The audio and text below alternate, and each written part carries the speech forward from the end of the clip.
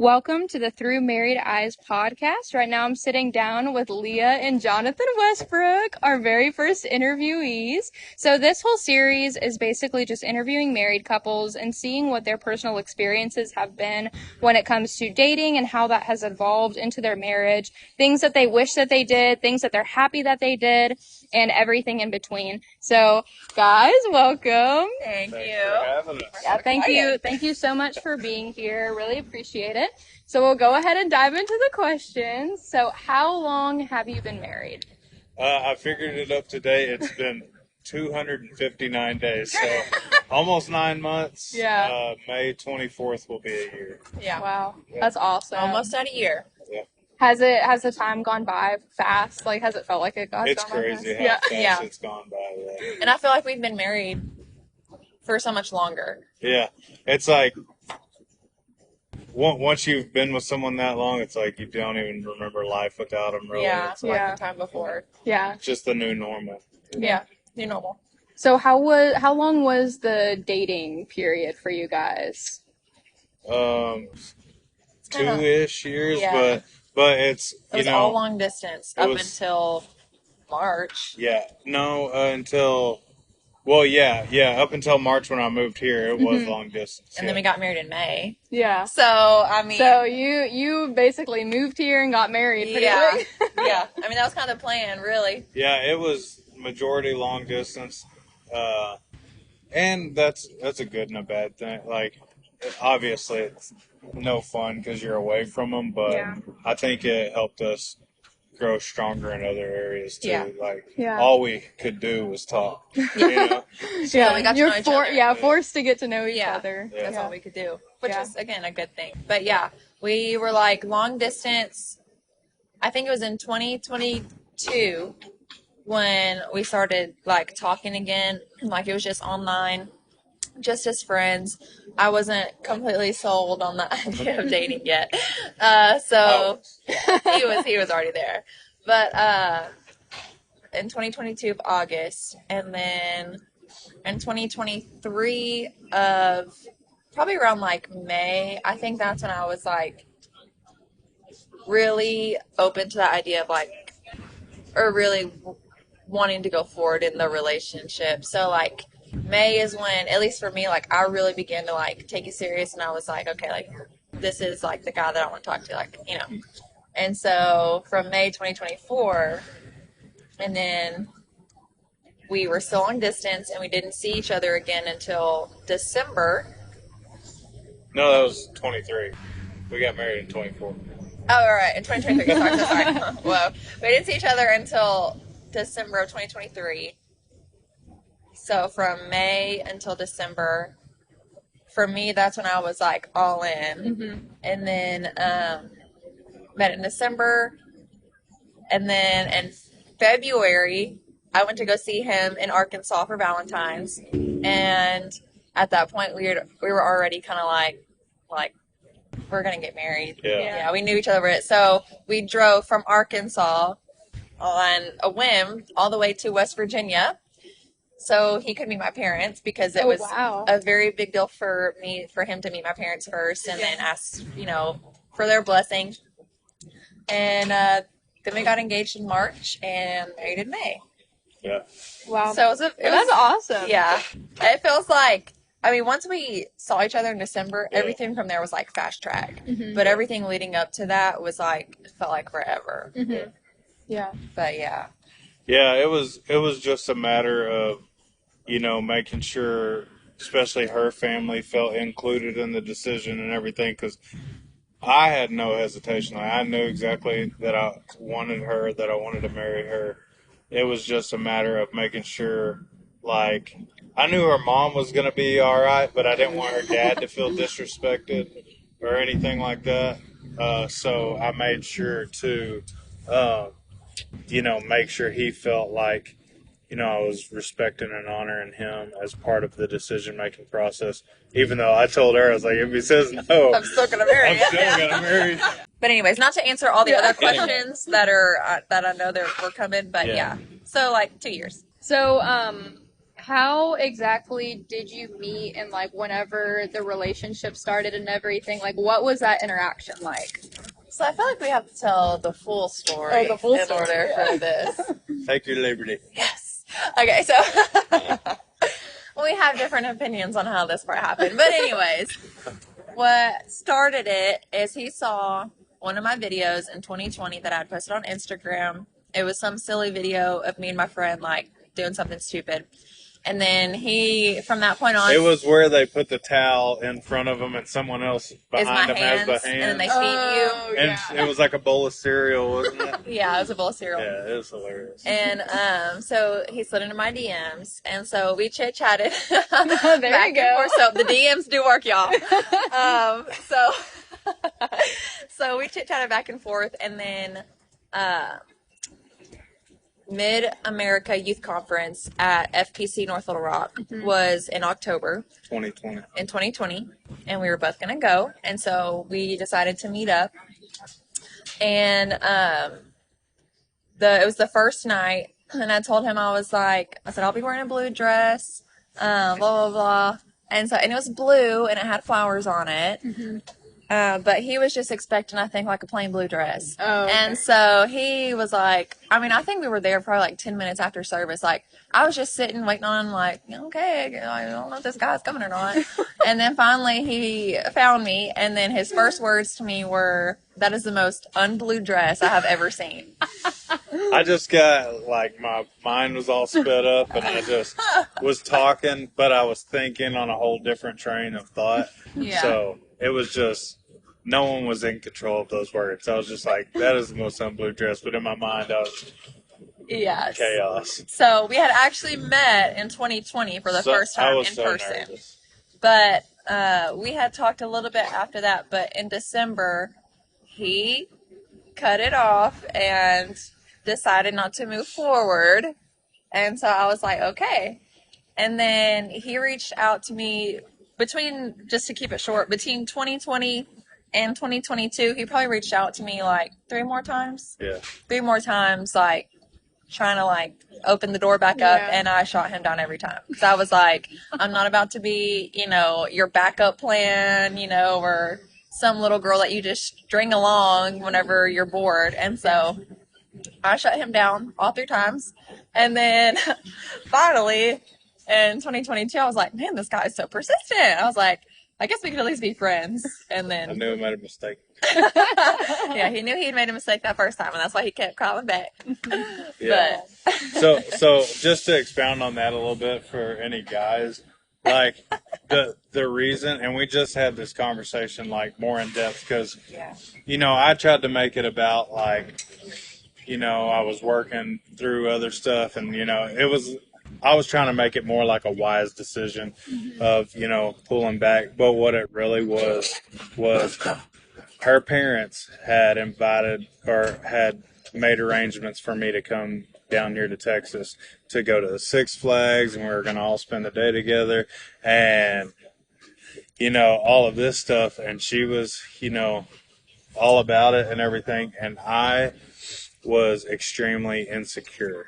Like, I thought that it was just too good to be true that somehow, like, I was afraid that, she was going to be disappointed in me at some point in the whole interaction. And, I was scared. Getting my feelings hurts my ego. I didn't want my ego to take any kind of hits or anything like that.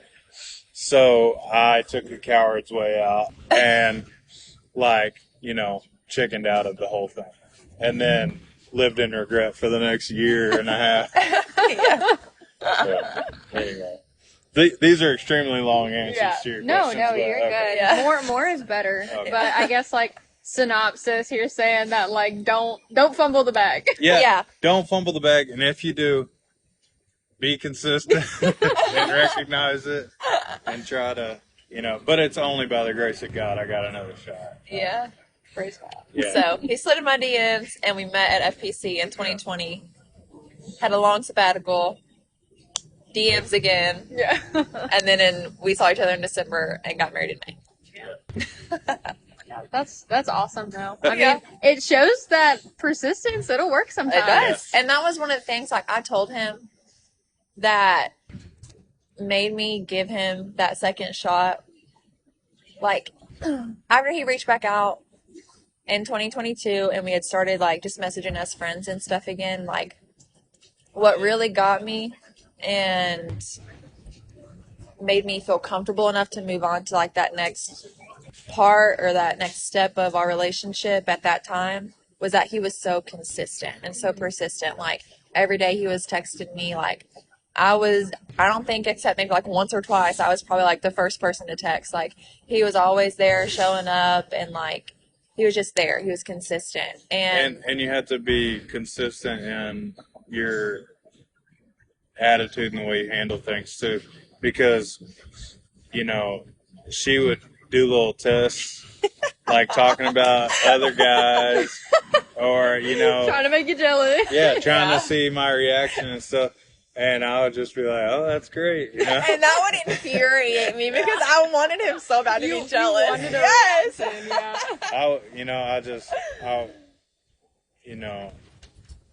I just wanted something that had some depth and some maturity to it, and I wasn't gonna. You weren't messing around. Yeah, he wasn't backing down. Yeah. Yeah. Well, how long because I know it probably is different for the two of you, but how long did it really take for you to know that you wanted to marry each other? I'll let you go first. So, was the second I realized that she was giving me another chance.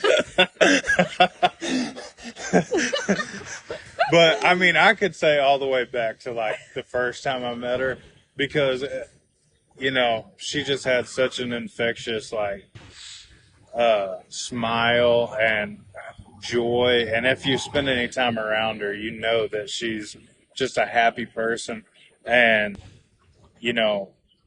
the more I got to know her, the more that I realized, like, she has integrity, and she's not, she doesn't just speak about, the things of God, or have like a little inspirational scripture in her bio or something like that. Like, this was a real woman of God. And I was like, I've lived in the world and I've lived in the church, and on both sides of the fence, a real woman of God, and it's the same with men, but it's hard to come by, and once you find a real woman of God or a real man of God,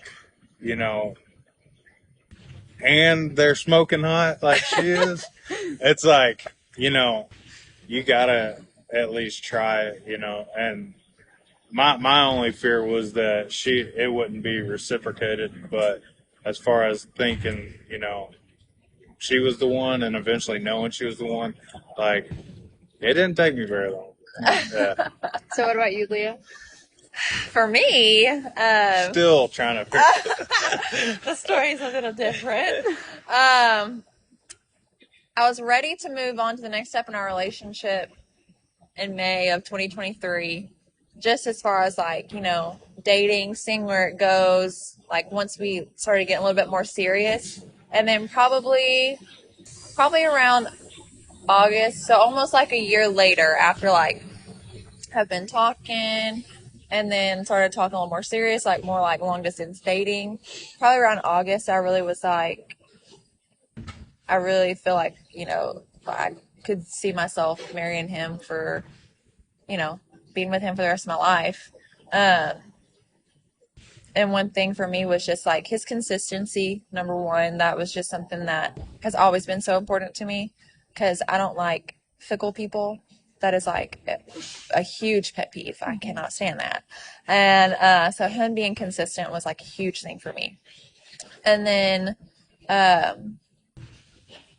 also, I just felt like, and I've told this to my other like girlfriends before,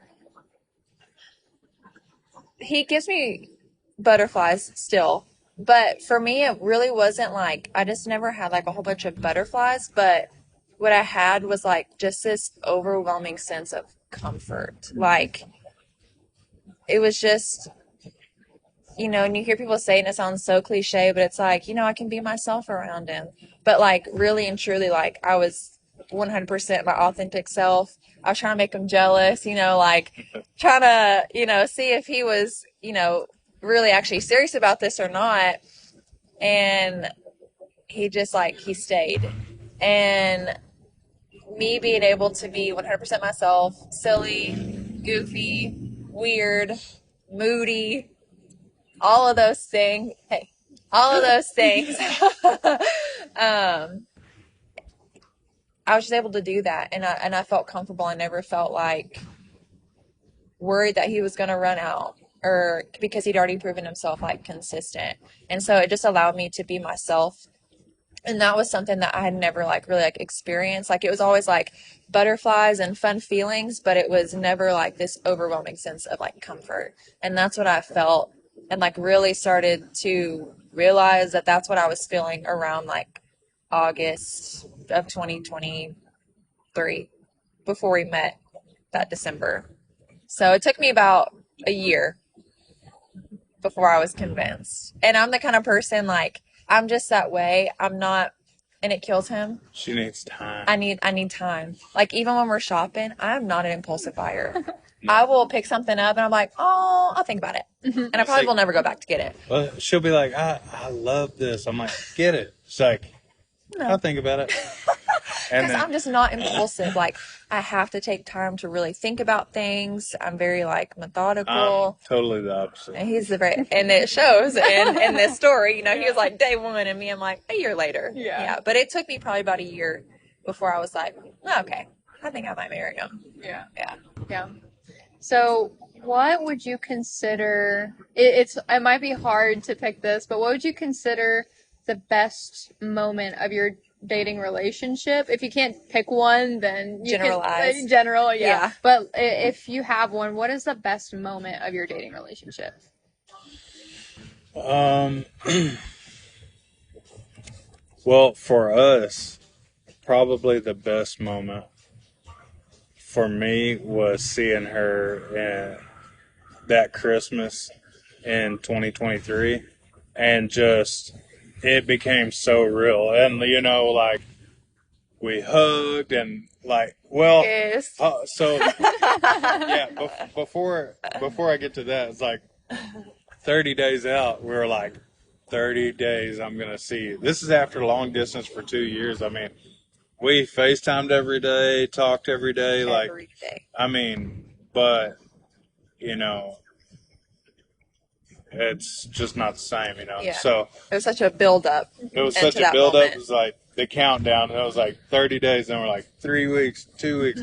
And then she's 30 minutes away, and we're meeting downtown Little Rock. I'm driving in the car, we're on FaceTime, and I was pulling up to the Airbnb. He was meeting me there so I could drop my stuff off, and then we were going to see his family. And I was pulling in, and I was like, oh my God, I think that's you! He was like, is that you? And she couldn't stop jumping up and down for 10 minutes. And me, insecurity, I needed affirmation that everything was okay. So I was what did I was like, can I kiss you? And she was okay, so I mean, we did kiss obviously, but we were hugging, and I was can we kiss now? And she's like, I was I just want to hug you, And in my mind, I was oh. He's God, a best friend, but no, I was just it was just so real, and I just wanted to take it in and really enjoy the moment. Yes. And he was needing that affirmation, so he was can we kiss? And he was already trying to pull away from the hug, and I was I just want to hug for a second. God, give me a minute. But that was one of that was one of the best moments. I think collectively for me, while we were long distance and traveling to go see each other, it was just so much fun, It was so exciting. Yeah. Because we were meeting in Nacogdoches, Louisiana, parts of Louisiana, because my nephew, he's in Bible quizzing, so anytime he would have Bible quizzing down this way, I was let's meet. Yeah. So, I mean, it was exciting. It was, little adventures, and then, of course, going, her family works on the road, so we went all the way to West Virginia to meet them that one time. Yeah. It was just exciting, Yeah. So for me, they were just all like, just that whole like traveling to see each other, like those collective moments were just so like they're so special. Like they're such special memories to look back on and be like, that was such a fun time. Like in the moment, you're like, oh my gosh, like I just want to get married, and I hate having to like do this long distance, all this traveling. It's like blah. But looking back on it now, I'm like, that was so fun. You know, like we're still a bunch of kids. We had our but- first. We had our first argument. Well, it wasn't an argument. She got it was the first time he hurt my feelings on the way to West Virginia because I was tickling him while I was he was driving. driving. Oh my god! And he was like, he was like, Leah, stop. And I was like, kept poking the bear, and finally he was like, Leah, stop. And I was like, It's like, how dare you? My gosh, he just raised his fist at me. And then he was like, did I hurt your feelings? And I was like, yes. Pouting like a little kid. So we stopped, got her some snacks. Then we were fine. Everything was good. So, on the flip side, what would you consider the worst moment of your dating relationship? I've got mine. It was that moment in the car. No, before that. The worst moment in our dating. I mean, there were several times through the long distance that it was like just missing them, you know, but it wasn't that the relationship was, you know, anything negative in the relationship other than just being apart from that person. It wasn't, you know, anything that was going on between us. And then, like, we don't really fight. So, like, I hear married people all the time, like, people that have been married for a while, you know, they'll be like, oh, just wait, you know, it's like, but you don't have to be that type of person, you know, and don't settle for that as a normal. I grew up around a lot of that always arguing, always fight, and I just didn't want that, you know, and so we haven't had a relationship that has that in it. And I wasn't raised that way. So, like, I wasn't raised around arguing or anything like my parents. I was raised around knock down, drag out. So. Yeah. All the time. Yeah. And I wasn't. I was raised, like, my parents never fought around us. Like, I can remember only one time where, like, I saw my parents argue, and I was like, I thought it was the end of the world, you know? Like, we weren't raised around that. And so we had which I think that's like a question later, so I'll jump off that subject. But we were just raised very different, so we didn't have like a whole lot of arguments. For me, the one moment that almost derailed our entire relationship, at least for the time being, was actually in August, and he was going to come down and see me for his birthday. And I was like super excited. I was like, oh my goodness, like, you know, I can't wait for you to come down here on your birthday. We'll get to celebrate you, blah, blah. And this was that August before December.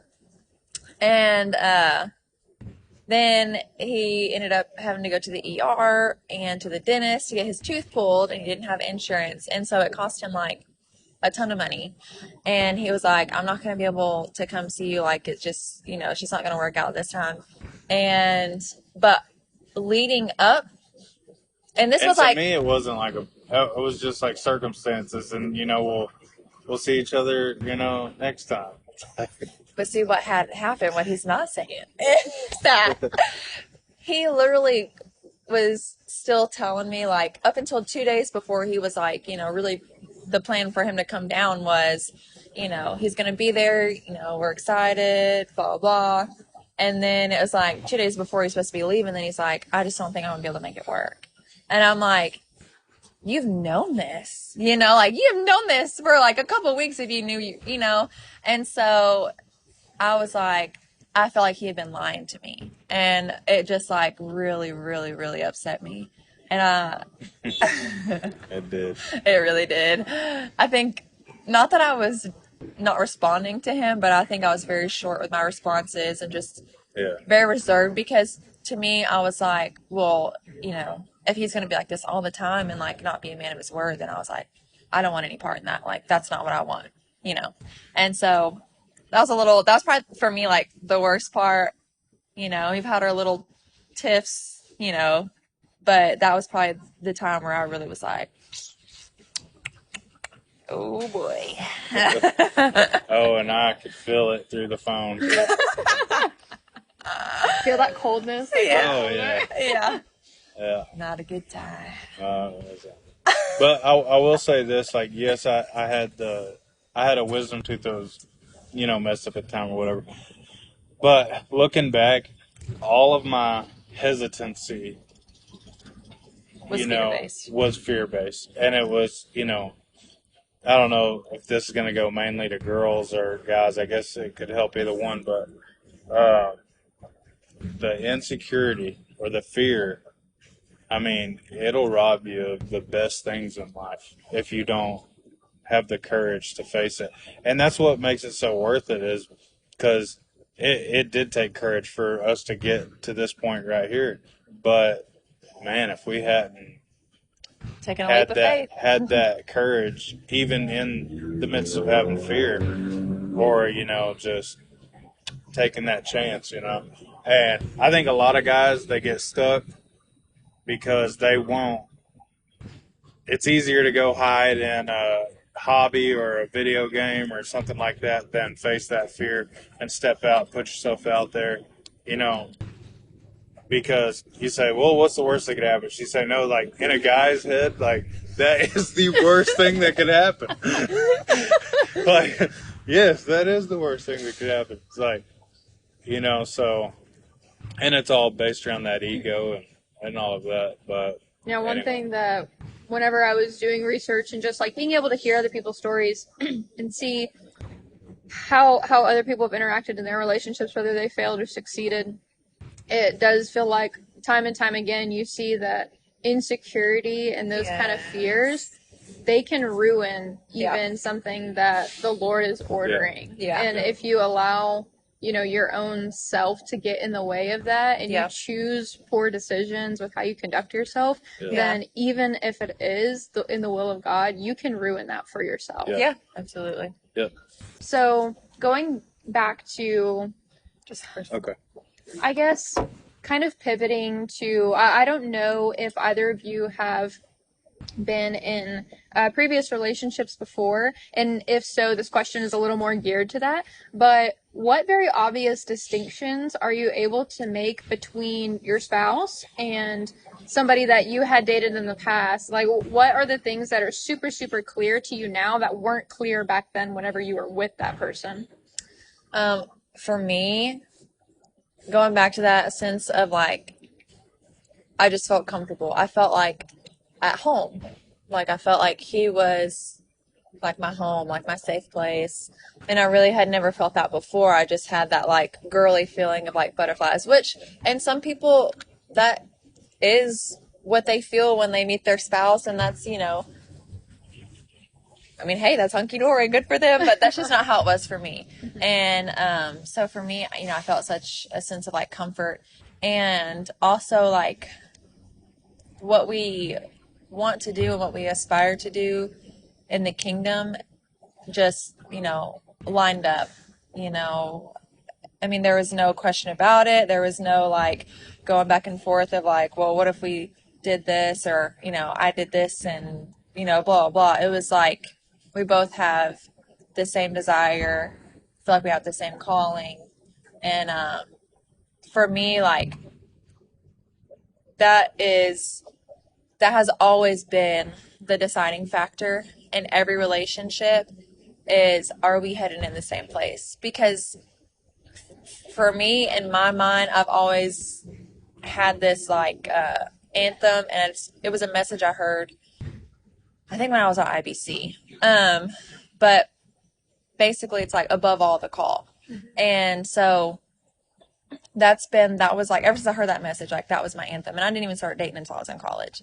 And so if he or whoever whoever it was, if they didn't have the same calling that I knew that I had, for me it was an automatic no. Like I would end it right then and there. I'm like, okay, well, we're just not going in the same direction in life.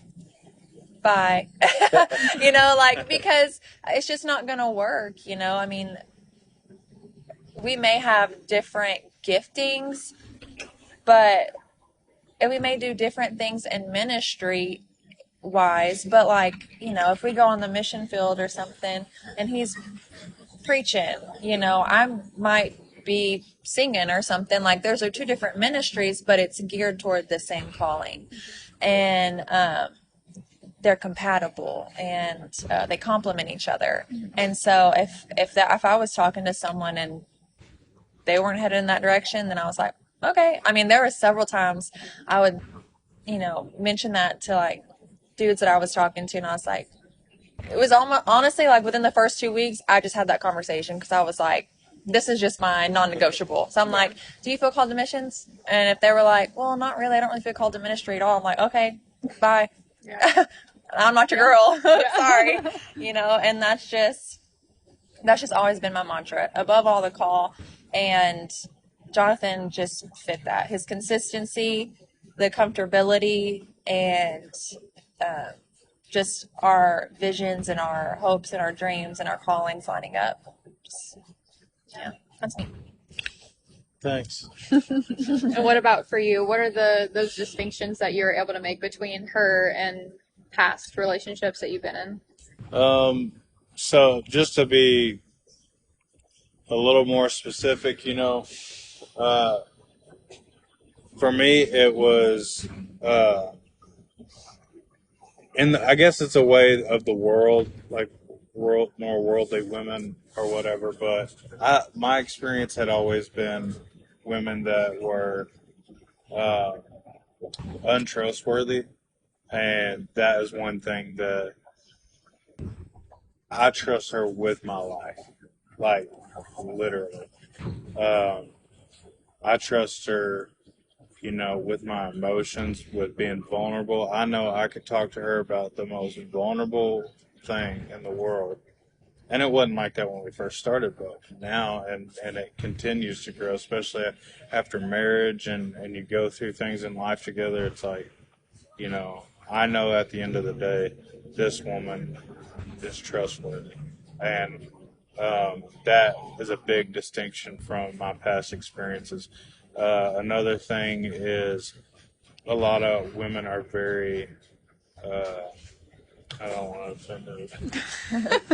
A lot of women are very like brash and hard and like calloused. And I know a lot of times, and I have family that has been this way, and I've seen the world do this to them. They started out soft and gentle, and the world has made them callous, because they've been hurt.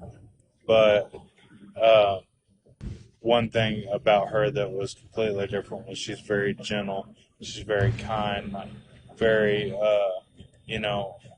respectful in the way she deals with me. And that doesn't mean like, I mean, obviously she's her own person. She says what's on her mind, all of that, and she has her own opinions and everything. But she is sure to like take my feelings into consideration. She's not like, there's just such a hardness that comes on people that have either been in the world, and I've seen it in the church too. Is like, uh, you know, that whole attitude of like, well, if you can't handle this, then you don't deserve me anyway. Like, if you can't handle my bad attitude, it's like, who wants to like live like that? Yeah. Who wants that to be their relationship? And I understand like a man has to be a man and make it a safe place for them to be their gentle, tender self. But, you know, that's something that they have to come to the table with, Yeah. like, but yeah, so that her tenderness and gentleness was a big difference in my past experiences. And, just her integrity, her godliness, and that all goes into the trustworthiness that she is who she says she is. Uh, you know, yeah, those are two things that definitely separated Yeah. her from any of my other And I'll say experiences. one more thing about Jonathan as well was his integrity and respectfulness of me. Like, especially whenever we would like go see each other, because when you're long distance and you go see each other, there can be a lot of room for error if you're not careful and if you don't, really hold true to your boundaries. And that was one thing that Jonathan was like, very staunch on, was like, I wanted her to feel safe and not like she's got to be the strong one, or put us in a position that was compromising and make it where she has to be the one that's the spiritual strong one. Uh, like, and I know that it's scarier for a girl to step out and go meet a guy long distance. Like, I was in Illinois at the time, so we were meeting halfway in Arkansas, but I knew for her it was more of a leap of faith because she's a girl, she's coming. Going by myself. I didn't have anybody herself, coming with me. But I made sure, and like the first time we met in Little Rock, I was staying at my family's house and she was at an Airbnb. I would go over there, make sure everything was safe. I did a walkthrough of the Airbnb, like make sure, everything was good. Like, I think the electricity wasn't working over there. Yes, he had to flip the breaker box. I had to go night. find the breaker box. It was outside somewhere, like separate from the Airbnb. Like, but but my point was, even in all of that, I still made sure, like, she didn't feel like I was, pushing myself on her in any way or anything like that, because, I cared about this person. I didn't want. He cared about my reputation, as to where a lot of men, they don't. I mean, point blank, like, they may want to, but then that flush takes over. Yeah. And Jonathan was just like very respectful the whole time and made sure that I was taken care of, I was safe, and then he was gone. Yeah, I think that's a big difference between lust and love. Yeah. A lot of the times that you see in relationship is that lust that it kind of feels all lovey-dovey. Yeah. And then whenever it comes down to it, you're Sometimes not able to that's control that yourself. butterfly feeling. Yeah. Yeah. But true love is not necessarily the feeling itself, but that commitment to say, I'm here to protect you. And it goes both ways. Yeah. And so Protect I think your reputation. Yeah, absolutely. I think that's awesome. Yeah. So, how did you prepare for marriage before meeting your spouse, and the ways that you did try, like the major ones? Yeah. Did those things work? Like, what worked and what didn't? Like, what did you feel really helped you prepare? And like, what things kind of mattered the most when it came to your preparation? For me, I'm a big person on self-reflection. Like, whenever I was at IBC, I would literally drive. I mean, for 4 hours, I would just go off and drive, and I would just self-reflect on, like, at that time I had, like, a lot of hurt and stuff that I was dealing with. And I like to be, like, in control of my emotions, or at least know why I'm feeling that way. And so I'm huge on self-reflection, and it's like, okay, I feel this way, but why do I feel this way? Like, what is the root of this feeling that I have right now? Like, what's causing this? And so being able to self-reflect and realize where some of my actions or my hurts or disappointments stem from, being able to recognize that and put that in place versus, just running off of how I feel in the moment, I feel like helped me a lot to be mature enough whenever we started dating, or even were engaged, or anytime we had, like, disagreements or something. And it helps me too, like, see things from his perspective, because because I've done so much self-reflection, I know that, like, a lot of feelings and a lot of emotions that come out in the heat of the moment, they all come back to a root cause, and because we know each other and we know each other's stories, I know where a lot of his emotions stem from, if we have a disagreement or if we're having an argument or something like that. So for me, self-reflection was a big one. And then also just making sure that, you have a walk with God, I mean, that's, kind of a given, I feel like, but, making sure you have a walk with the Lord and being able to hear his voice and know what his voice sounds like to you and when he's speaking to you and being able to differentiate that from what you're feeling versus what he's actually saying. Yeah, and I think that flows into one of our questions. Next questions, yeah. Yeah. Yeah. So I'll end that there. That's awesome. And Jonathan, what do you think? We'll just, like, for time's sake, I guess, like, hit on one major thing that you did to prepare that you feel like really paid off. Well, so the year leading up to us getting married, I remember one day well, there's a couple things I'll tie into one. All right. So, I had went to a flip phone because, I'd heard this preacher named Joey Campatello talk about, he uses flip phone and all this. So I'm like on this spiritual journey of just, living like John the Baptist. But so I was out in the middle of a cornfield on a back road in Illinois trying to find this place I was supposed to be at. I got lost for like an hour. She's like trying to... I was like trying to look at his location on the GPS, like while he's in Illinois. And I was like, if you're on this road, I was like, it looks like there's a road up here. So if you take a right on that road, then you can get up there to, and I'm like, I was lost for like an hour. And God just in that time of being lost, God just started speaking to me. And I had a notebook in the car with me, and I was scribbling a little bit down, but, when I got home, it all just like poured out on paper. And I felt like God told me, like, I'm making a man out of you. Like, this time in your life, these experiences, it's all so you can lead a family.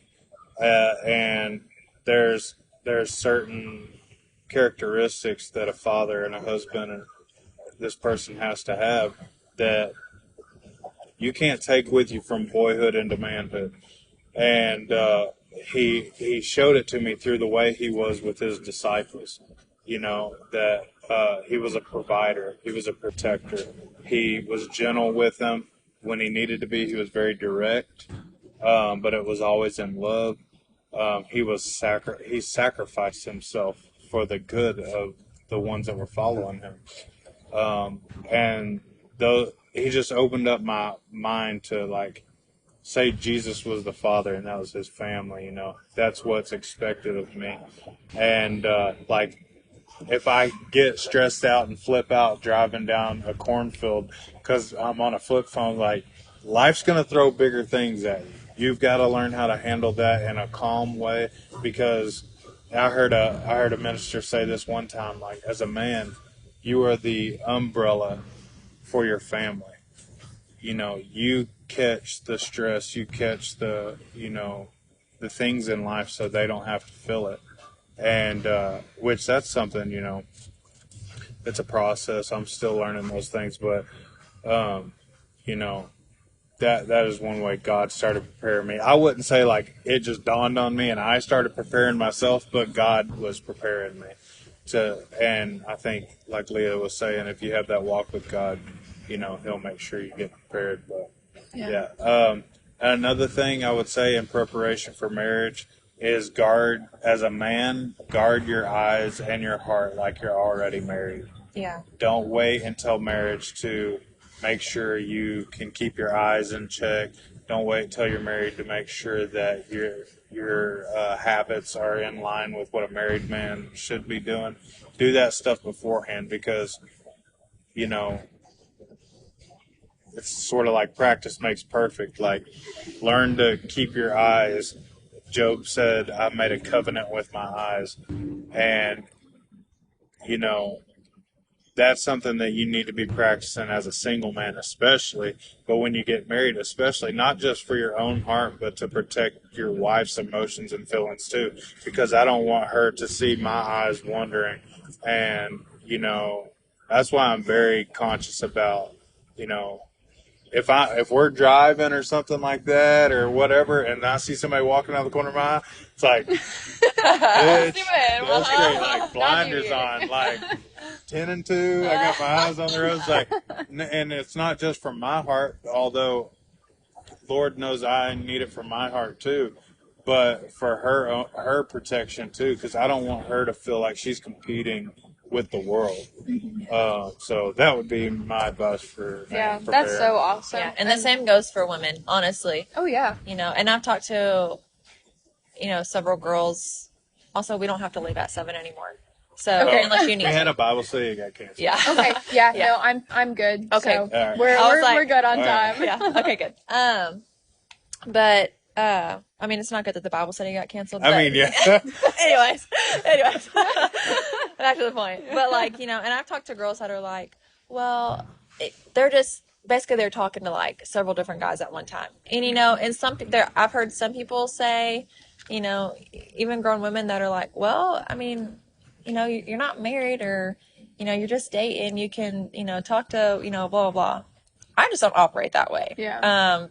To me, once I start talking to someone and like I like them, I'm like, okay, like I'm exclusively talking to you. Yeah. But I know girls that are like, they'll talk to, 3 guys at one time and I'm like, oh my word. Well, I think that's a big goal of what this book and the podcast and everything. I feel like that's a big thing that I really want to be able to get across to people is that having a married mindset while you're dating is what is going to Yes. prepare you to have a Yes. successful marriage. And Yes. through experiences like this and interviews and all of these things and just collecting like hard data from Yeah. people who are married right now, Yeah. seeing what they have to say and being able to support that claim, Yeah. because you can't just say, oh, well, this is true without evidence. And so right now that's what we're doing is we're collecting evidence. Yeah. And so I think that that's just like a huge point that Yes. is the main goal of this is just saying Yeah. like, how can single people orient their minds more towards how it is like being married so that they can already prepare for that. So it's not Yeah. as foreign when they get in a marriage. Yeah. Yeah. And that's the thing too, like, a lot of young girls are like, God, I can't wait to be married and blah, blah, blah, blah, but they don't want to, No preparation. they don't want to put in the preparation or the work that and it's not like it's even hard. It's discipline. It's Yeah. really what it is. Like, disciplining yourself, even like for me, and this is how, Lord willing, I'm planning if we have, daughters to raise our daughters, but like my mom, whenever I was young, would take me in the kitchen and she taught me how to like do dishes. And she was like, these are your womanly duties, and it's like, I still do the dishes. Sometimes. we should, We take them. but like, I did them last time. yeah, but which is different. Like she was a stay-at-home wife, and in this economy, it's just hard to Yeah. be a stay-at-home wife, But it's those responsibilities that build discipline that are important. and they're biblical, like Yeah. I already know, like if someone from the world Yeah. hears this, they're gonna be like, oh my Oh, goodness, yeah. that is so like demeaning, and everyone thinks that women have to be in the kitchen cooking and cleaning, blah blah blah, but like really, like that's how God ordained it in It's the just Bible. about taking care of what is yours. Yes, taking and care of your being a home. good steward of what Yes. you've been given. And Yeah. a lot of the times, it is the men mainly that are working, and so we'll girl Yeah. boss sometimes. and Yeah, we'll if we have to, then but at the it's same time, whatever. that's been a responsibility that we're given, because how he was talking about earlier that he, as a man, he has to shoulder a lot of the burden Yeah. of things that He's might the happen protector. so that he protects you. And in turn, it really is give and take. It's not It's- exactly 50-50 in everything that you do, 100%, but yeah. there is that trade-off and that balance Yeah. that happens. And I'll say this, like even the idea of give and take, although, I understand what that means is like, but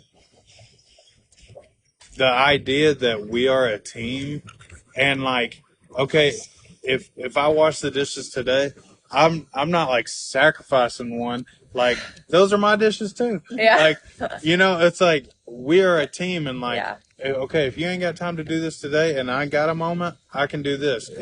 And it's like, and this might come up sometime in the rest of the conversation, but like one of our things recently where there's like tension is when we talk about finances. Yeah, And that is a question. like I just realized I'm sure God put it in my mind because I don't have it like this, but like he's just like before you even start the conversation about the budget, say what the main thing is like. And I looked at her. This is the last time we talked about the budget. I looked at her. We're driving down the road. I said, before we even have this conversation, I said, I love you, and we're on the same team, and we're best friends. And it changed like, the whole dynamic of our and conversation. I was like, and this conversation was like, it's not us against each other. It's us against the budget. us against the budget. It's us against the problem. And I think the whole conversation changed. The dynamic of the whole conversation was different. And that's the first time it's been like that. The rest of the time it's been contentious. Yeah. And, it was just a little revelation in the moment that we're a team. And knowing that because you're a team, if one person does something good, it benefits the both of you. It's not like you're taking away something of yourself in order to only benefit the other person. Yeah. You're putting forth effort so that you as a unit are able to thrive. Yeah. And I heard someone say one time, it was like, they try to like outlove each other. Like, throughout the day, it's like, well, you're not going to outlove me. Like, I'm going to do the dishes and the laundry, and it's like. I've told you that. Yeah. And one of my favorite people to listen to, he is a counselor, and I think he's a psychologist, I'm pretty sure. I don't know if you know who he is, Dr. John Deloney. I love him to death. If you ever want to like listen more of like somebody who's really, really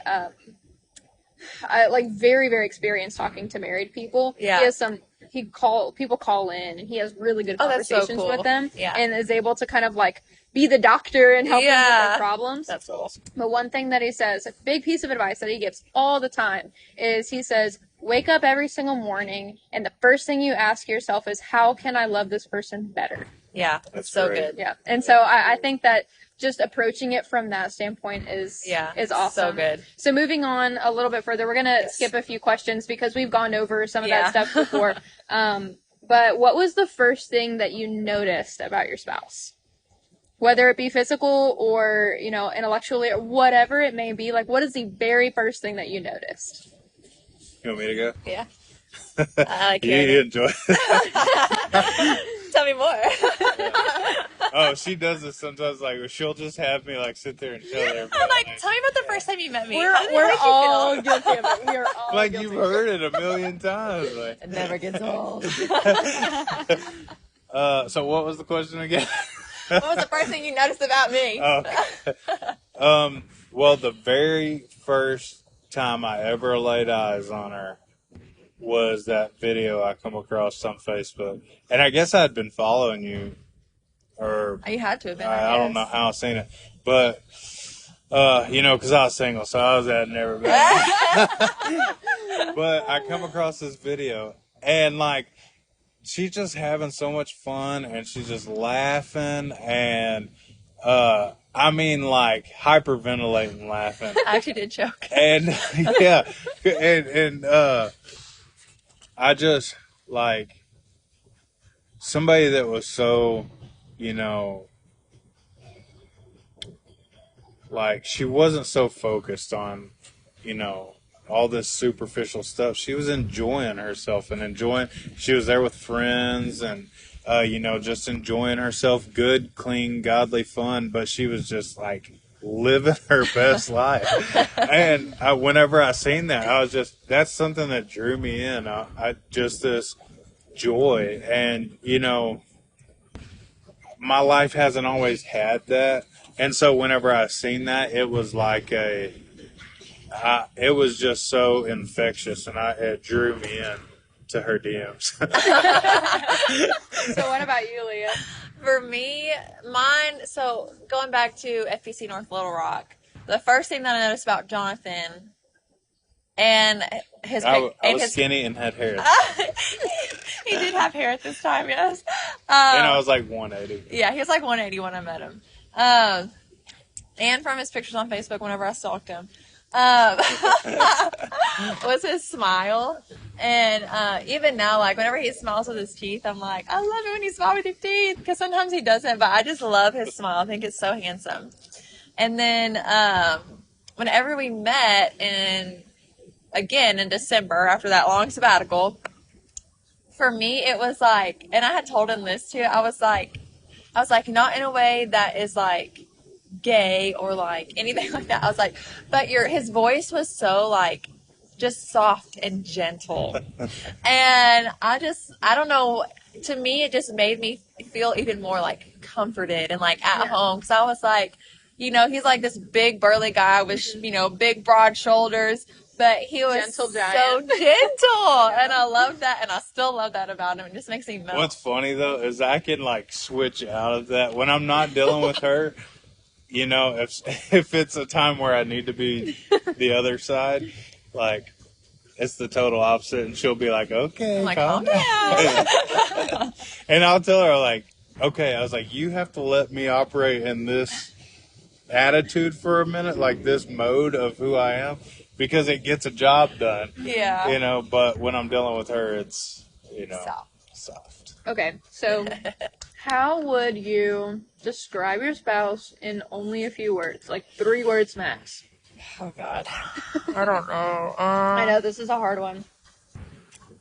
Gentle, patient, and understanding. What about you? Smoking hot. Oh, that's too Honey. Now, for real, 3 words: beautiful, trustworthy, and joyful. I didn't know if I wanted to say happy or joyful, but she is a person that has true joy, and yeah. I think it's really funny because, like, the way that you describe each other is like, it's like those words, it kind of just like paints the absolute perfect picture of the two of you. Because it's like whenever I see you guys, those are also the words that come to my mind. And so I think that's really awesome. So this one is more of a fun question. But what like Bible passage or verse reminds you of your marriage as a whole more? I thought of this No one Song earlier. of Solomon. Oh yeah. Let me get my Bible. Your teeth are like... Your teeth are like flocks of goats. No, the scripture I thought of earlier, and it's cliche, but it's when a man finds a wife, he findeth a good thing, and he has obtained favor with the Lord. And also, it's not good for man to be alone. It's like those two together, it's like, is the story of almost every man's life. It's like just life, and then you finally find your wife, and then it becomes like this beautiful thing. Mm-hmm. But it's kind of like a wilderness until that happens. Like, you have your life, but there's no real, it doesn't seem like there's any like meaning to it until you find your wife. And that's that good thing. Like, you find the meaning to your life. Yeah, but when a man finds a wife, he findeth a good thing and has obtained favor with the Lord. He texted me one time, and he said, was when we were dating, he said, "You are my favor." And it was like before we were married, when we were dating, and I was like, that was like one of the sweetest texts. I think that, like, I felt like it was like one of the sweetest things. He's like, "You are my favor from the Lord." Aww. But for me, which, I mean, mine's cliche too, but these are the words that I used to describe him. But love Something about Samson? No. Big old strong man. No, honey, sorry. But love is patient. Love is 1 Corinthians 13. I want to see the whole chapter. Mm-hmm. But specifically, love is patient. Love is kind. Because to me, like, that's what Jonathon is. Like, he's so patient with me. And, he's been describing all of my great qualities tonight. But I also have some that are probably, like, ugly and that other people wouldn't tolerate as well. But, with all of my hormones and attitudes and when I'm hungry, like, you know, he handles me with like so much patience and so much kindness and so much understanding. So for me, like, that verse is just describing my husband. Like, he's patient and he's kind. That whole chapter on love for anybody looking into marriage and how to treat your spouse and how to, like, I know we think about it just in a general sense of love and everything, but patience, you know, that long suffering, it doesn't seek its own gain, you know, it's Putting them before you. putting them before you. I mean, that right there is the key to being a good spouse, like, you know, which is, you know, really should be the focus of any single person is becoming uh, that person that you would want, you know, um, and then you'll find someone that's, you know, in the same frame of mind. Yeah. So, how would you say that your upbringings shaped your views on dating or marriage or marriage? Yeah. For me, you know, my parents never argued. I mentioned that already. They never argued in front of us. So that was like a very good and healthy thing for me to see. And I'm not a very argumentative person. I'm not a very confrontational person. Even when we have our little tiffs, I am a whole lot less vocal than Jonathan is. Like, I would just rather be silent and let him say what he has to say and then just be done. Like I'll process it in my own head. I have to stop voicing my opinions to say, like, all right, it's your turn. I want Yeah. you to tell me what you think, because she'll like kind of go into shutdown mode, which she has to voice her opinions, but at the same time, oh, I'm taking over your thing, but That's okay. like, one thing I've learned since being married is, like, whenever I get a thought in my mind, like, I gotta relay this and make sure they're getting it. Like right She's now. yeah. She's like, you know, you sound like you're lecturing.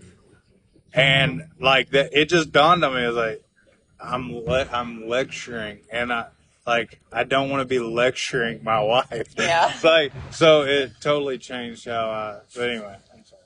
We're good. So another thing is that they did never argue in front of us. However, you know, whenever my dad would come home from work, he was very like, he would just like shut off. Like, he'd get on his phone, watch TV or whatever. Like, he was not very, he didn't communicate. He was not a communicator. And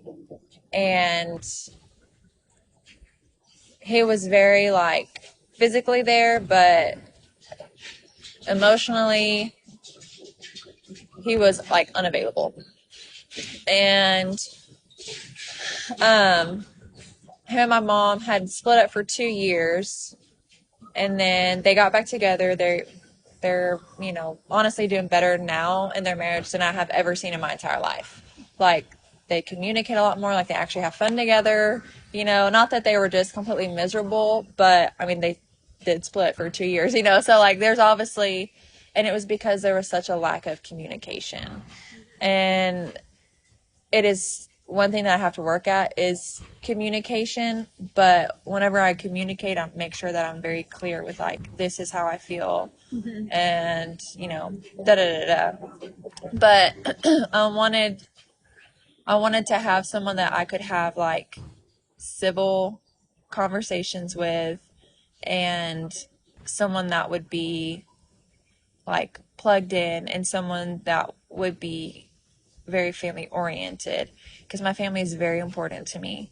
She mentioned that earlier, but like, we may not text all the time, you know, and whatnot. Whatever. Anyways, but I mean, me and my mom do. I talk to my mom all the time, but we may not like, you know, communicate like with my brothers. I don't communicate with my brothers all the time, but they are absolutely like so important to me. I would drop anything to be there for them if they ever needed me. And I have, and I will always be that way. That's just how we were raised. So I wanted someone that like shared those same values, even if they weren't raised that way, that they were willing to be a part of my family like that and be willing to be integrated into my family, because like we are a very loud, fun family. And so I wanted someone that I could be like that with, and that we could make our own like memories and traditions with. And I wanted someone that I could like communicate with and feel safe with. And I wanted someone that I knew that I could trust as well. Um, Someone that I knew like that I could depend on, and I wouldn't have to worry about them, having wandering eyes or, whatever else. And so it shaped me. It shaped me in good ways, and a lot of it was just like lessons learned from my parents' marriage that helped me realize what I want, what I don't want. Yeah. You know? So what about you, Jonathan? Well, I answered in the middle of it. So my family, like both sides, my mom and my dad's side, including my mom, my dad's deceased, but everyone in my family has been married 3 or 4 times. Like literally every person who's old enough to be married has been married 2 or 3, 4. I have an uncle who's like working on his 6th marriage. Cool. Like literally, and 7's the cutoff in Arkansas. So like, dude, I got one more chance. Better get it right. But so I had a very, negative view on marriage. I had a negative view because of a lot of stuff I heard from my uncles and men around me that were in the world saying. Had a very negative view on the faithfulness and loyalty of women in general. I had a lot of bad stuff that didn't necessarily come from my own experiences. It came from stuff that's handed down by peers and older guys. That's just not true. It's because they're living in the world and their perceptions are worldly perceptions. So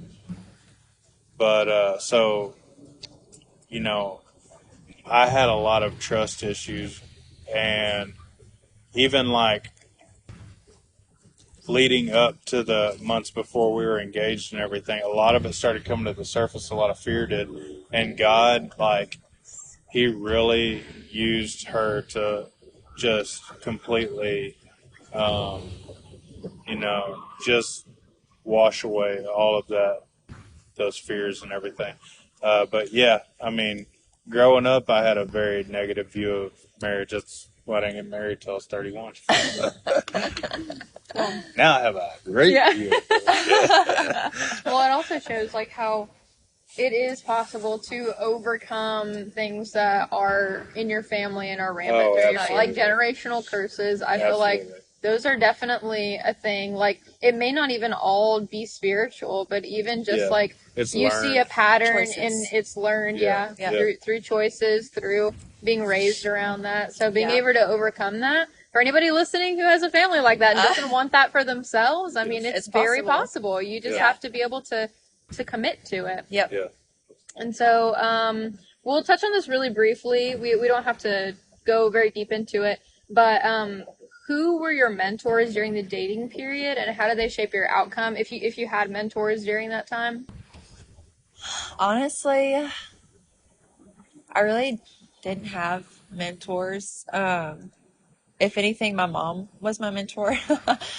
She's always kind of been like that for me. We're very close, and we talk a lot about spiritual things anytime we're talking.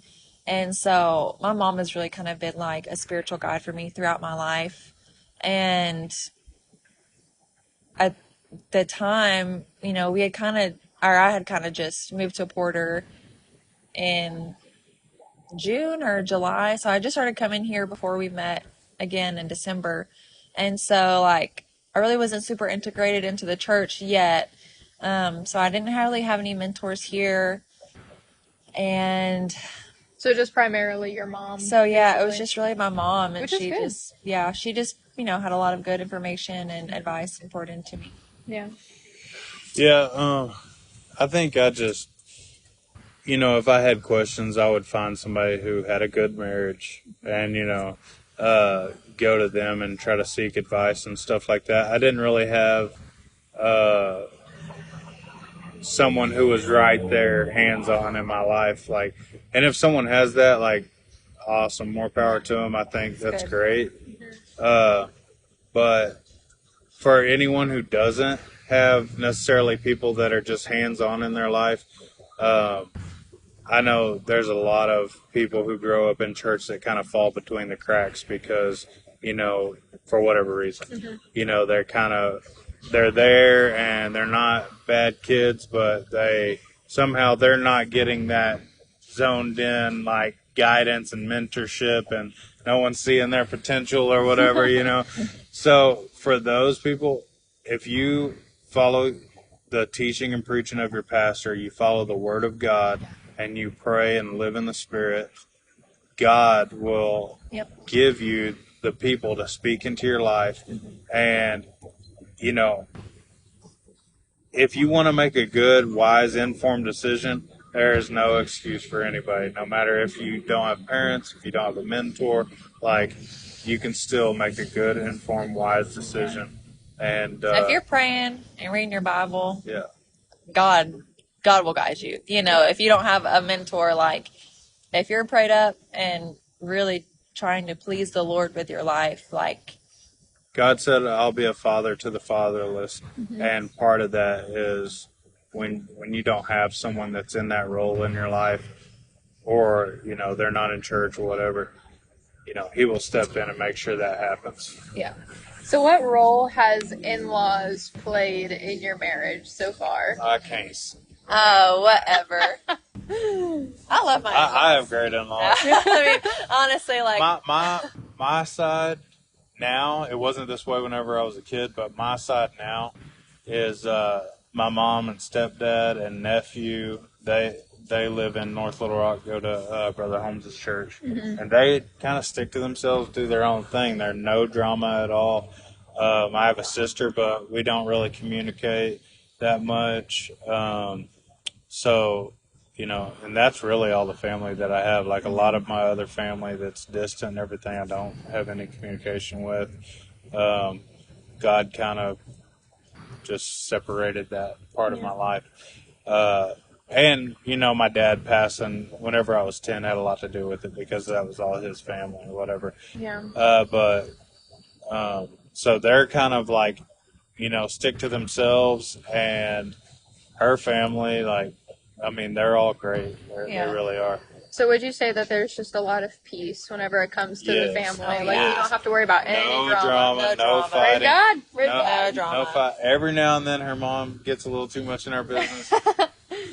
But it's can. because, and it's not that she's doing anything wrong. It's that I am not familiar with a parent even caring what's going on in your life. Yeah. So, the fact that she's, checking up on her and everything like that, or He'll be like, why does she want to know? Why is she checking up? And I'm like, she just wants to know that we're okay. Yeah. That's what a mom does. We're getting into the stage where we're looking at buying houses and stuff, and her mom's standing there in the kitchen one day with all these opinions, and I was like, no, that's not what we're doing. Yeah. And it wasn't necessarily. I ended up agreeing with her later on, but it was just the fact that I felt like someone was overstepping their boundaries. But It's more so just making sure that those boundaries exist Yes. and they're able to have a voice in your life without having a voice. Yes. So yeah, a big distinction between that. Just to tell the other side of it, I grew up with my parents where my dad's mom was so involved, and that might be where some of my having my guard up comes from, because I watched my grandma if she wanted to come up in our house and tell my mom how the cow ate the cabbage, just I'm telling you, helicopter. She was the matriarch. She told my mom how to when she had my sister, who's older than me, my mom said my grandma would just take her out of her hands and like, you're not holding her right. You're not giving her a bath right. You're not, just like take over. And so there are those situations out there. Make sure you don't have those kind of in-laws.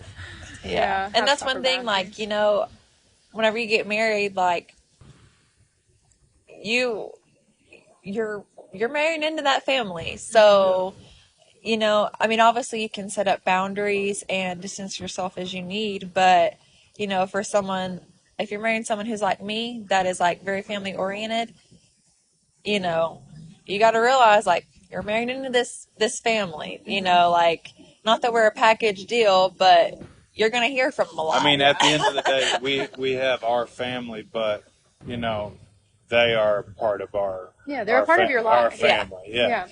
But the last thing, as a guy, if it ever comes down between your mom and your wife wins.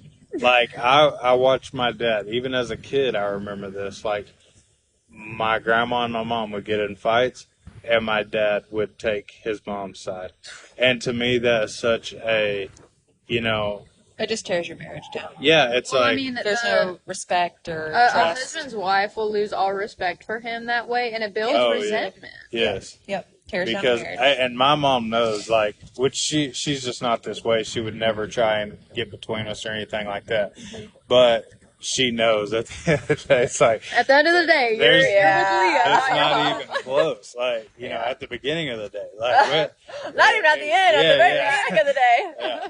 Well, yeah. I mean, I've heard that stories about that time and time again, and like what I hear all the time is like, well, if you love your mom that much, then you should have married her. Yeah, go live with your mama. Yeah, exactly. Uh-huh. Okay, so pivoting to financial stuff, I think this is the only financial question I have.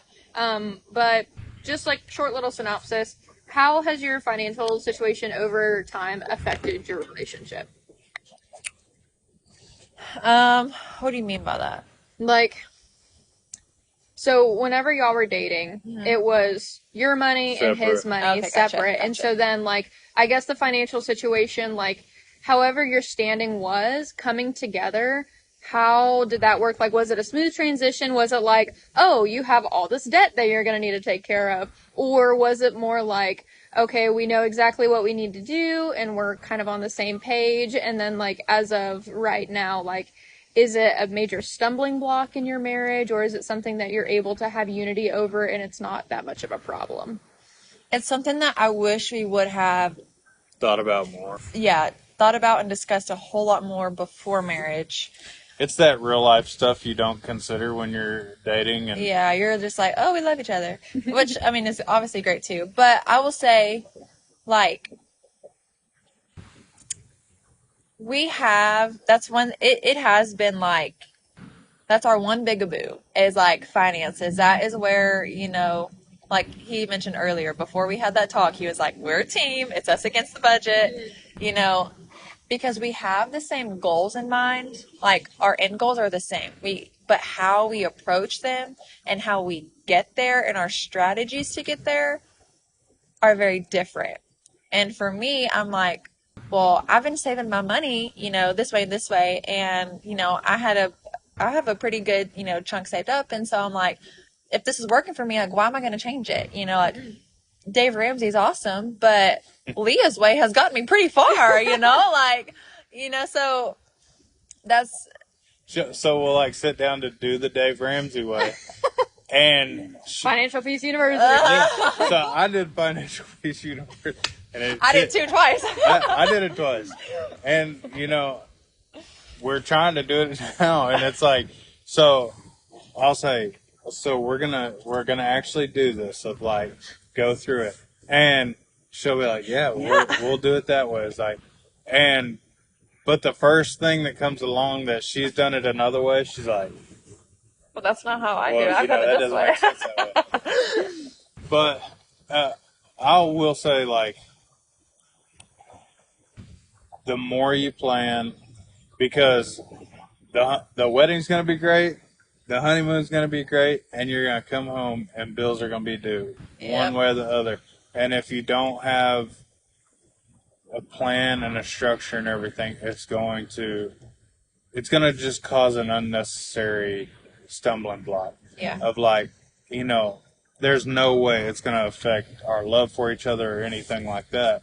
That's not even a question of like whether it's some marriage ending thing, but it adds another stressor that doesn't need to be there when you're single, especially if you're living at home before you're married, which is what I would recommend. Save all your money. Know that you are gonna. You may say, "Well, I don't have anything to do with it right now, so just spend it." Like there will be plenty to do with it later. Like save it. And at the end of the day, whether we're broke or we're living in excess, like the love is still the same. So, the next question is, how would you organize the hierarchy of priorities in your life? And whenever I say that, I mean like top 5 things in your life. Like this is number 1 thing, this is number 2, this is number 3, all the way to like 5, basically. Well, Jesus is number 1. I mean, that has to be like that's just a non-negotiable. Seek ye first the kingdom. And that's one thing that we've really been working on. And Pastor challenged it. What? Challenge? I couldn't say that word right. Somebody's challenged. Challenged us, the other day is like morning prayer. Like it's got to be a non-negotiable, like you can't just, pray throughout the day when you feel like it. Like it's just got to be like consecrated, dig out the time, and he's got to be number 1 in your marriage, because if he's not, it's just going to fall apart. It's a ticking time bomb. Life is too difficult to do it without God. Yeah. So, I mean, that's just got to be the first thing. And then after that, I mean, your relationship with each other, like spending that quality time or whatever their love language is like making sure that you're filling their cup throughout the day, and whatever, even if it's just small little things, but making sure that you're prioritizing your spouse. I don't know. What do you think? What would come after that? Number 3. Well, you took the easy ones. So God first, then your wife, and then if you have kids, I would say your family in its entirety, but never put the kids before the spouse. Yeah. Which we don't have kids, so but for us. But for anybody that does, I would say, or whenever we do, those kids are going to be third. Like, I mean, like, not even close. But yeah. So, fourth, I would say, financial security. Yeah. It's gotta be in your top 5 because, Proverbs says money answereth all things. And that's true. It's like, you don't want your life to revolve around money. You don't want to love money. But life takes money. And if you want to have a secure life, and the Bible says a good man leaves an inheritance to his children and his children's children. Like, if you want to live that way, you're going to have to make money a priority, making money a priority. Just never let it supersede your family or God. Yeah. And then what would you say that like the 5th thing would be? I think your own personal health and well-being. Yes. Because yes. that is something I haven't really focused on until like recently, because I never had to until recently. Yeah. And the way you treat yourself and take care of yourself, it's going to bleed into all the other priorities. Yeah. It's going to affect the way you're able to give to the kingdom of God, give your time and effort and energy. I mean, there's good men and women of God that are like dying of heart disease and, taking pills to wake up and pills to go to sleep and all this stuff, like, because they haven't prioritized. For personal choices. Yeah. So I would think that would be a good fit. Yeah, one of my favorite things to say is, Lord gave you a brain to use it. Yep. Good. He gave us spiritual discernment, but he also gave us Yes. common sense. Yes. So- Yes. Yeah. Yeah. You gotta take care of yourself. Yeah. So these next two questions, they kind of go hand in hand, so we can answer them both at the same time. Okay. But it's how would you handle arguments and disagreements, and how has forgiveness played a role in your marriage? Whenever we have like an argument or a disagreement, we're both very like, there's no yelling. Yelling is just, that's not That's something that off the happens. table. Yeah, Yes. that's off the table. That if that No occurs, yelling, no name calling, no yeah, taking shots, like low blows, anything like yeah. Like if that occurs in the argument, like we've gone too far and we need to sit down and take a break. But that doesn't happen in our home. Like we'll sit down and we'll just have a very civilized conversation, and we'll take turns like saying, this is how I feel, this is why I feel this way. And then, the next person, he'll usually have to pull it out of me, but, like, what do you feel? Why do you feel this way? And it helps us to see things from each other's perspective. Because, a lot of times whenever you're arguing because you feel like you're not being heard or your perspective is not being seen. And so if you take the time to like sit down, talk like civilized adults, and explain, this is how I feel, this is why I feel it, then it allows that other person to understand that and to see your point of view and to see your perspective. And so it gives them an opportunity, to just see your side of the story. And then as far as forgiveness, he's better at apologizing first. I'm sorry. but I'm very good at forgiving.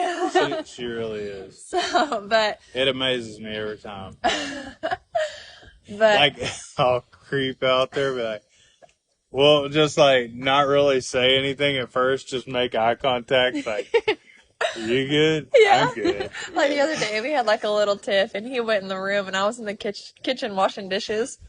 It was after we talked about our budget, before we had that revelation of we're a team. Yeah. And he came out, and I was washing dishes. He came out of the door, and he looked at me, and I looked at him, and I was just like, I started smiling because I knew why he was coming out there. Like a puppy dog with my tail tucked between my legs. And honestly, like, the sooner that you apologize and like realize that it's not that big of a deal, whatever it is, it's really not that big of a deal. Don't sit there in pride waiting on the other person Yeah. to, make it come do the humble thing, It's not worth it. Yeah. It's wasted time.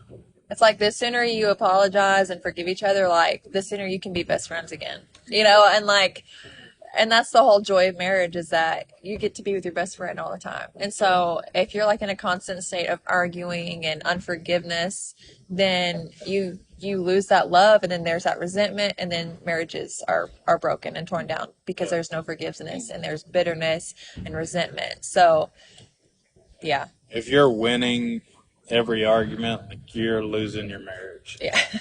That's a good one. That'll preach. Yeah. Well, so when I first got in church, and I guess we could just like answer these like together. Yeah. Yeah, that's what she said. Okay. So whenever I was like first getting in church, I was very confrontational. I just come out of the world. I was 19. Like, I was very arrogant. But like, I would argue and want to fight at the drop of a hat. Like, anything. It didn't matter. Like, I would feel disrespected over just anything. I mean, if someone called me buddy, I would just feel like so disrespected and want to like fight over that. And just because of the way I was raised in the world that I was in, but I remember getting into an argument with someone in the church one time. My pastor called me, and he's like, admonishing me and rebuking me for, getting into this argument and saying things that were across the line. I hurt this person's feelings, and he's like, you shouldn't have said that. And I was like, well, if they get in the arena, I was like, that's what they got. He's like, I was like, if they get in that arena, just because I'm better at, arguing and taking shots, they can't go crying about it or whatever. It's like, it's not an arena. It's like, you're just, There is no arena. yeah, it's not a fight. It's like, so that, going back to the winning or losing, is like, you know, like, if my goal is to make her lose an argument, like, I'm losing too. Yeah. If that's why when she pointed out, like, when we were having confrontation, I was lecturing. That's whenever it was like a revelation, like, you know, if I am like controlling the conversation so much that she's beat down, doesn't even have anything to say or an opinion or anything like that, like, I am losing. That's not me winning. Like, Yeah. Winning is working together. yes. Yeah. And that's the thing, like, it all goes back to being a team. Like, when you have a conflict, and I heard this from somewhere else too, but it's like, it's each other, just like we were saying with the budget, like, it's you and him against the budget. It's you and him against whatever problem that this is. It's you and him against whatever disagreement you have, and figuring out how you can work together to, come to an agreement, whether it's some kind of compromise or whatever it is. But, like, you're a team. At the end of the day, you just have to remember, like, you're a team. This is not a competition of I win, you lose. It's like, it's teamwork, Yeah.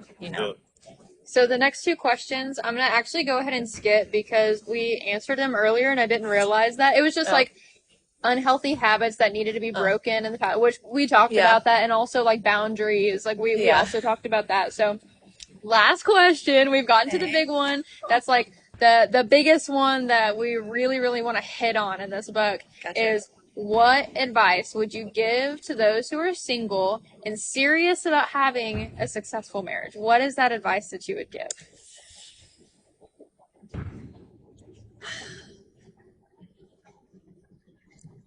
Be willing to admit when you're wrong.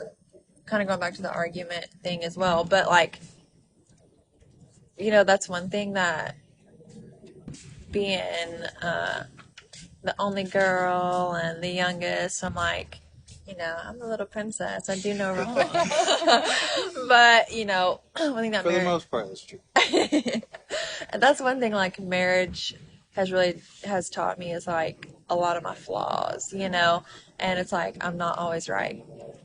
And so being big enough and willing to admit that, like, you're not always right, and being able to, eat some humble pie every now and again.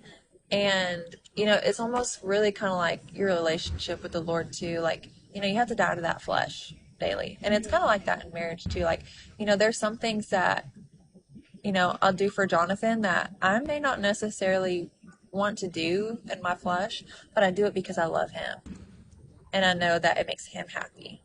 And so whenever you get married or you're in a serious relationship with someone and you're thinking about marriage, like, there is a lot of, like, sacrifice, and not that it's even like a bad thing. Like, I'm not like, oh my God, Yeah. like, it's a joy because I know, like, I'm doing something that makes him happy and that makes me happy.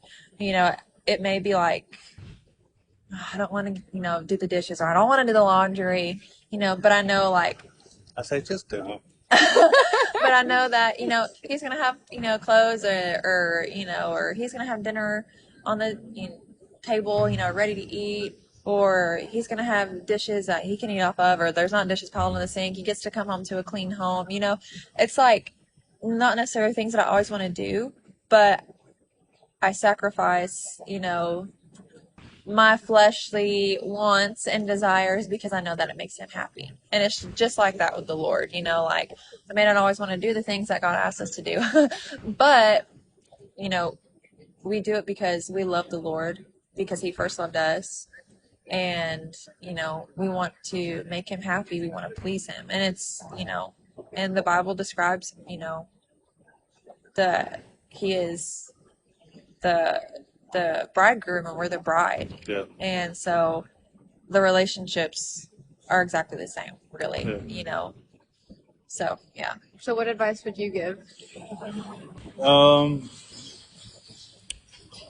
Well, I could only speak really for the guys, and I would say a preacher told me this one time. He said, uh, he goes, "Be a soul winner, and you'll have no problem finding a wife." And that is the truth. It's like, just make yourself busy in the kingdom. Don't worry about times or ages lining up.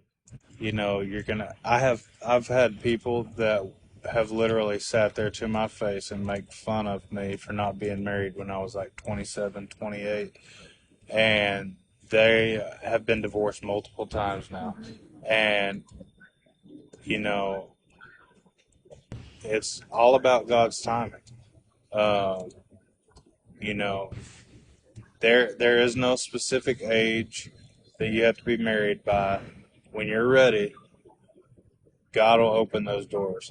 If I would have met her at 20, when I first got in church, 1920, I would have ruined any good thing that God had in store. I was 14 at the time, anyways.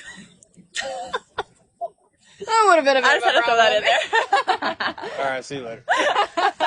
No, so, yeah, I would have definitely ruined anything God. But, you know, you're a good one. Thank you. But, you know, so remember, your timeline, your life, it's all in God's plan. He hasn't forgotten about you. You're not, he cares more about you marrying a good spouse than you do. Like, he's going to make sure it happens. Any advice I would give for young men, though, is guard your heart, guard your eyes. Um, the Bible says, you know, if your eye offends you, pluck it out. That means anything that is going to keep you from doing the will of God, get it out of your life. If you gotta if you gotta delete social media, delete social media. If you gotta cut friends off, cut friends off. Like, you know. And last piece of advice: you are gonna go through loneliness. Just go ahead and accept it. And don't try and fill that void with entertainment and with the wrong people. You're just pushing off a lesson. God's going to teach it to you. Go through that loneliness. Use it to build your relationship with God. Use that time to build your relationship with God. And learn to be okay with that loneliness, even though that's not the end goal. And you don't want to just, you know, be the 70-year-old man that's unmarried or whatever. Like,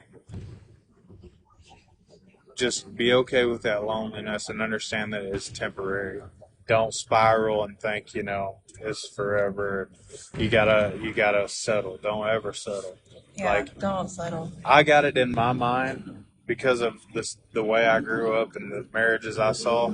I said, I would rather die alone than settle. Yep. And that was just my thoughts on it. I would rather die alone than settle. I had already been out in the world. I knew that wasn't what I wanted. I knew that, you know, and then I got in church and some of the guys I was around was like, you know, it just baffled me. I was like, you know, if you want the church girls to be like worldly girls, just go out to the world. Yeah. You know, like, it's easier out there. Yeah. Like, just go out to the world if that's what you want. Like, why stay in the church and you know. But anyway, that's beside the point. That's all my advice. Well, and I'll say one more thing for the girls. Go like, ahead. You know, when like Jonathan had mentioned, he was like, whenever he saw me, thought that I was such, you know, a godly young lady and blah blah. Which obviously I had a lot of things I still needed to work on, but like people that are men, good godly men that are looking to get married are looking for good godly women. So if you want a good godly man, then you need to live in a way and you're not going to trick them. And portray yourself in a Either way. way. And portray yourself in a way you know, that is becoming of a good, godly woman. You know, like what you post on social media and who you portray yourself to be, the audience that, you know, you pull for or that you entertain, whatever, on your social media, like, Yeah. they see all that. Okay. So, like, you know, these girls that are like going out, and I know them, they exist, that are going out and partying on the weekends and then coming to church and still wanting a good, godly man and wanting to get married. It's like, You can't have both. you can't have Yeah. both. You can't go sleep around on the weekends and then want a good godly man to, you know, to get married to within the year. It's just, it doesn't work like that. Yeah. You know, so if you want a good godly man, Because God's going to protect that man just like he's he going is. to. Those are his sons and daughters. Yeah. And Yeah. you're going to have to act in a way where Yeah. Live in a way that, God would trust me with one of his daughters. yeah. I had to become that person. Yeah. Okay, not that. Well, thank you guys Yeah. so Thanks. much for this. This is so fun. I know, this is so awesome. Our very first episode of the podcast and the first interview for the book. I'm so So excited. everything that you said was just so important and so awesome to be able to hear your story, and I just can't wait to be able to use this and for people to be able to listen to this and Yeah. glean something from it, even if it's just something small. I little think tidbit. that, yeah, Yeah. I'm exactly. excited. So thank you guys again. Thanks for and having us. Thanks for having us. till next time. Till next time. Bye.